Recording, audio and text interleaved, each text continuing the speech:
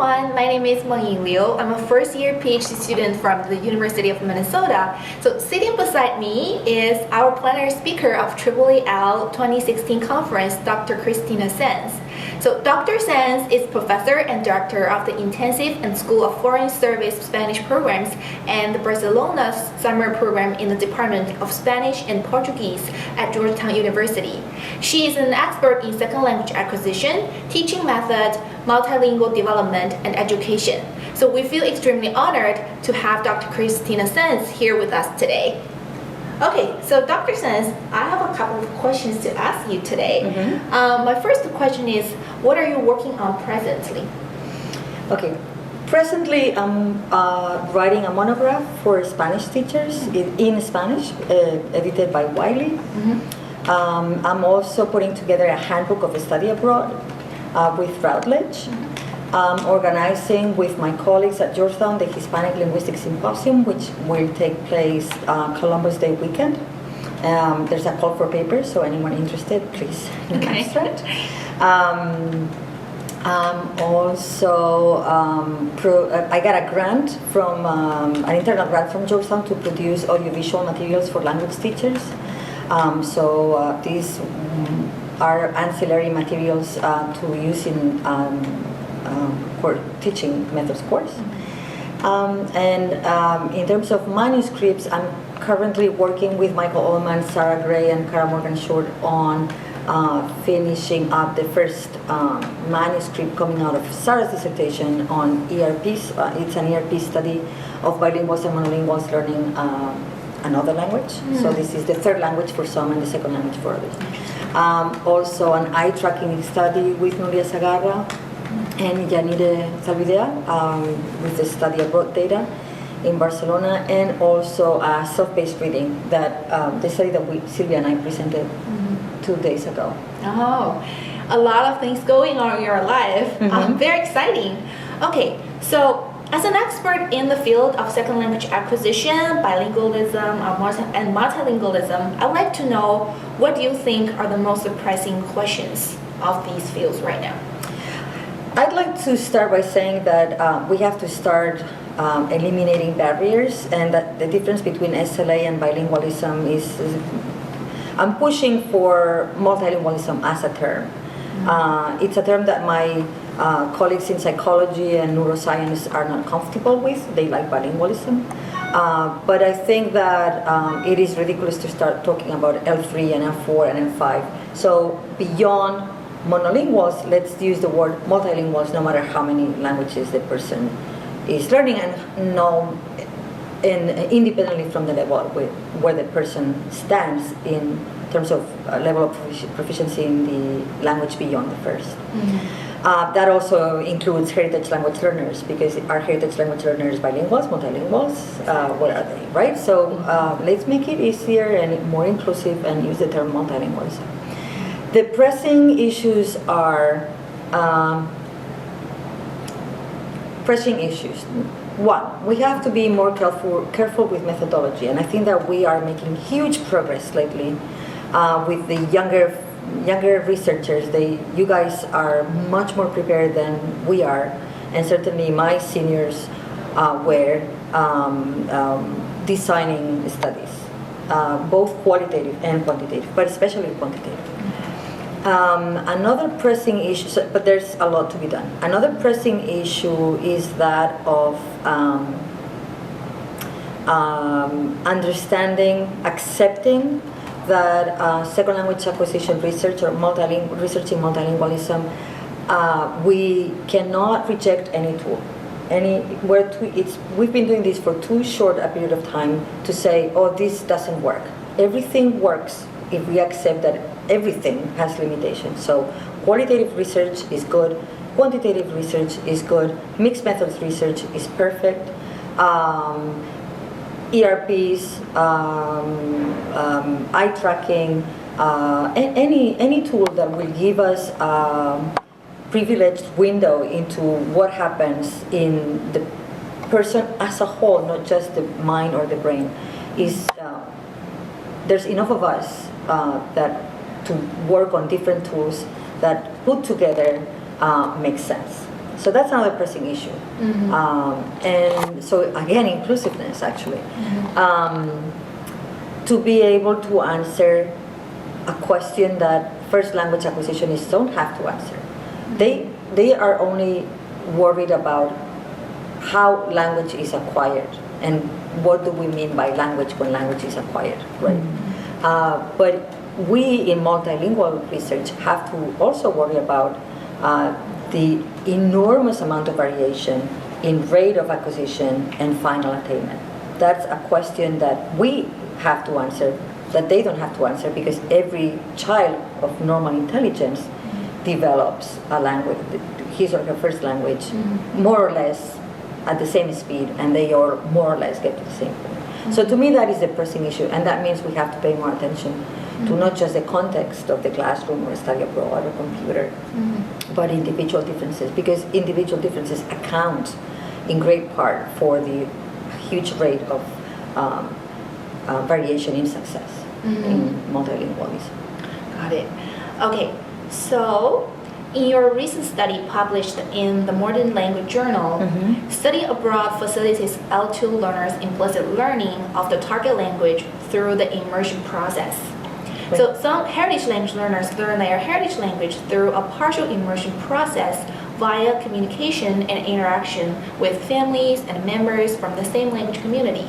So what do you think are the most salient differences between these two immersion models? And how do they influence second language learners and heritage language learners' language acquisition?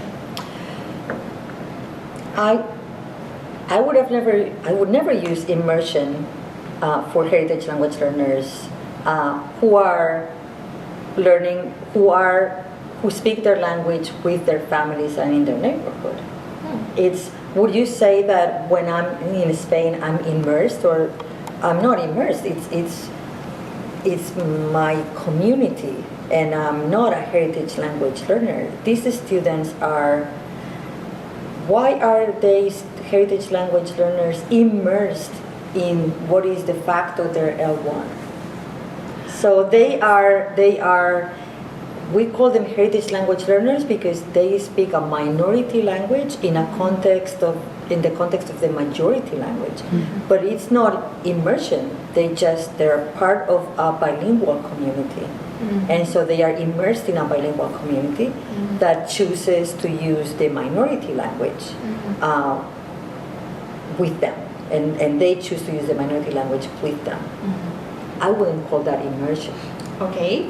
I would call that being part of your community. Yeah, that makes more sense to me. Okay, so to answer my question, how do you think, being immersed in this language community Right. influence, second language learners and heritage language learners' language acquisition? Okay, so for heritage language learners, of course, for a second language learner to be immersed is a good thing, right? It's a good thing because what happens with a second language learner? Well, she is part of a classroom.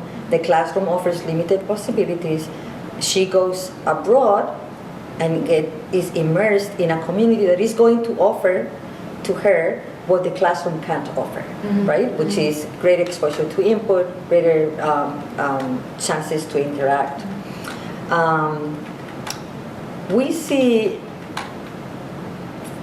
We have these very, I don't know what adjective to use, but when we talk about heritage language learners as being, and I'm not going to use the word immersed, as using their minority language in their minority culture, minority community, we see that as a problem more than an advantage, in the sense that we think of what that culture, that community doesn't offer them. For example, in Spanish, it is very common to say, oh, but they don't develop an academic style.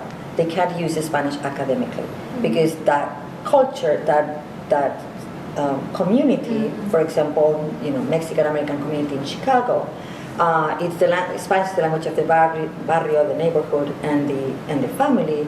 It's the level of syntax, the level of morphology, the level of vocabulary is too poor for the heritage language learner to fully develop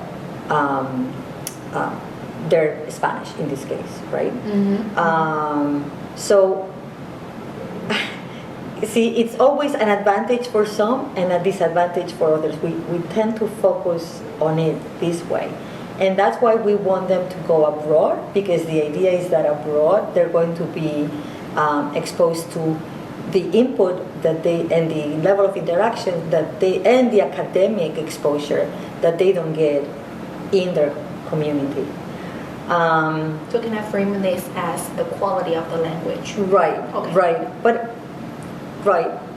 but it depends on the goal. We have to take into account the learner more than we are doing, I think, because something I noticed and that I mentioned yesterday in the keynote is that heritage language learners have goals that are very different from non-heritage language learners in our classrooms.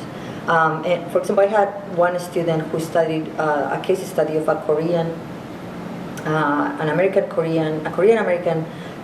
who went abroad to Korea and then came back. That student, and that's what I see in the students coming with me to Barcelona, is that their goals are so much more ambitious than not just linguistic goals, but also engagement with the community. They really want to be part of it because they think they should be part of it. They don't feel like they're part of it, and they want to be part of it, and they think that they will finally get the chance of becoming a part of what is their minority language community at home when they go to the majority language abroad, right? So it is much more complicated because their goals are higher, and so their chances of being disappointed are also higher. And because they go through a culture shock that is different from the culture shock that the L2 learners go through. I think your answer leads to my next question. So studies have documented that one difference between heritage language learners and second language learners is that heritage language learners' cultural affiliation to their country of origin and their heritage language. So should researchers and teachers set different goals for these two groups of learners in terms of their understanding of the culture of the target language, and what are heritage language learners and second language learners expected to get from the target culture? I think that we should be much more democratic. And instead of us setting different goals, we should listen to their goals. They have different goals. So let us ask them what their goals are, and then give them what they need to meet those goals. Very student-centered. Well, yes, Yeah. I guess. But that's what people in TPLT are all about, right? Yes. Needs analysis. Well, that applies to heritage language learners too. Why do we ask non-heritage language learners what their goals are and design their courses for them? We should be doing that for heritage language learners too. That is one more justification to have different tracks. Track for L2 learners, track for heritage language learners. Exactly. Okay, so some heritage language learners have highly developed oral, like speaking and listening proficiency levels, and underdeveloped literacy skills. Right. So, what type of pedagogically oriented conditions, implicit or explicit, should teachers create to help heritage language learners develop their literacy skills? Okay. I think that if you are going to develop literacy skills, you have them read and you have them write. Not all of them are very good readers and writers in English. So some of them will have to read and write, period. Read and write, become better readers and better writers overall. And we can use no one at the college level is teaching them anymore to read and write. They assume they're good readers, and after their composition course in their freshman year, no one else teaches them to write. We have that. We can make that difference. We can teach them to read and write in their heritage language better, and that would probably help them read and write in English better. I wouldn't make a difference between implicit and explicit there. I would. The way we have developed, well, and I haven't been involved, but my graduate students have been involved in developing the Heritage Learner track at Georgetown. They work on a topic, and the topic is who is Latino? Who is Latino? What does it mean to be Latino? Things like, for example, Cruz, right? The Republican, we didn't know he was Latino. He was presenting himself as somebody else, but then Marco Rubio was. So they read and write about that. So what drives the course is the content. But of course, they give oral presentations. These are academic presentations. They write handouts. These are academic handouts. So the language is an academic variety of the language that they learn to use, that they haven't learned to use in their community. Like children don't learn to use that in their community in their L1 because that's why they go to school. So what happens with these learners is that they haven't been schooled in their minority language. Had they been schooled in their minority language, they would be fully bilinguals. So what we're doing with heritage language learners is we're giving them the schooling in their heritage language that they haven't had because of the way education works in the U.S. and other parts of the world. So what do children do in school? They give oral presentations, they read a lot, and they write a lot. So that's what we do with heritage language learners at Georgetown. We have them read and write a lot on the subject matter that they have told us they want to know more about, which is know more about themselves, about their culture, their identity. So to help the students develop academically in the heritage language. Right. Yeah, okay. So due to our time limit, let's come to our last question of the interview. So I think this question, a lot of students really care about this question. So reflecting on your PhD education, what is the most valuable and useful experience that you want to share with all the graduate students? And what valuable guidance or advice did you receive or wish you had received? I've received so much valuable input, and my first suggestion would be try to get as much input as you can. For example, I remember this literature professor in Illinois who, she was in literature, so she had nothing to do with my job search, but she helped me with the cover letter, with all the punctuation and the spaces and all this stuff that I didn't know because I had never written a cover letter in the US, so I didn't know the rules of the game, right? So someone I never thought would be able to help me with my job search was actually very helpful. People who don't know anything about what you do can be very good readers of your papers, very good people to have mock interviews with, because they're going to ask you very difficult questions that are very difficult in that they have to, they push you to, go down to earth and find a way to explain what you do, what your job is all about, to people who know nothing about it. That is going to help you with job interviews in the future, but that is also going to help you with teaching. Listen to your mentor. That's another good piece of advice. Your mentor is there for you. Your mentor is vested in getting you the best job possible, and is going to prepare you. So listen to whatever your mentor has to say. Be ambitious. And that is something that I was never told, and I should have been told, and I always tell my students. When you have a manuscript, don't send it to the journal that you think is going to accept it. Send it to the journal where you think it may have a chance. May have a chance because that is your topic fits the readership, right? My first publications were not published in the best journals because I wasn't ambitious enough.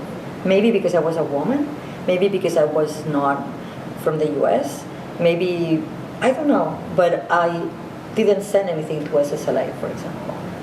And I've learned that you can send things to SSLA, have them rejected, and then go down to the. I mean, I know that the editors of SSLA are going to hate me for saying this, because I know that they have so much work already. Don't be ridiculous. Don't send anything to SSLA. Don't send anything to MRJ. Have people read it and tell you, well, no, this is not going very far. You need to add more participants, or you need to, redo the analysis. So don't make the decision on your own. Seek input from your mentor, from your colleagues, other graduate students. Make sure that it's very well written. Make sure that it follows the format. But don't send it to, something that is going to accept it right away. Be ambitious. So this will push us work harder, and then I feel like if your journal article is sort of get rejected, you must receive a lot of feedback. So is that the case to push us? Yeah, well, that's the thing about good journals. Good journals will give you good feedback, and now good conferences are also giving you good feedback on your abstract. So it's like sending a grant proposal to whatever, some foundation. They'll say no, and won't tell you why. Or we had many applications. That's it. You send it to NIH, you send it to NSF. It will get back to you with very good feedback that you can use to resubmit to that place if possible, or to another place. It takes so much work to produce a manuscript that you don't get to produce many. So be ambitious for the ones that you manage to get off your desk. Thank you so much for giving us this valuable advice, Dr. Sanz. Okay, so this is about our interview. I learned a lot. Hopefully you do as well. Okay, thank you so much, Dr. Sanz. You're welcome.